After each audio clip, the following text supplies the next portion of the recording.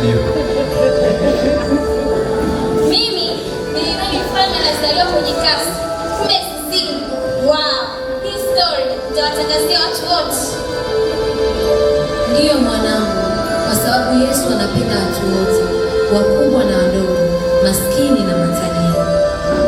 Oh, mtoto mzuri mwenye sauti ya kushangaza. Sijui kwa nini, lakini moyo wangu unahisi amani. Nimekuja kutoka mbali, lakini moyo wangu umepata pumziko. Amani unayosikia ndio sababu ya kuzaliwa kwa Yesu.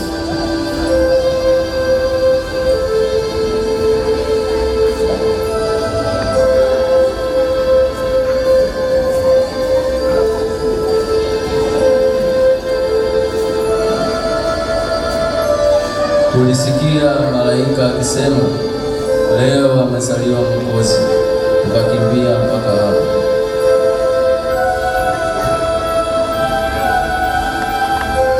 Karibu zizini. Katika zizi hili la nyasi, Mungu ameandika historia chini ya paa lisilo kamili. Upendo mtimilifu umezaliwa leo.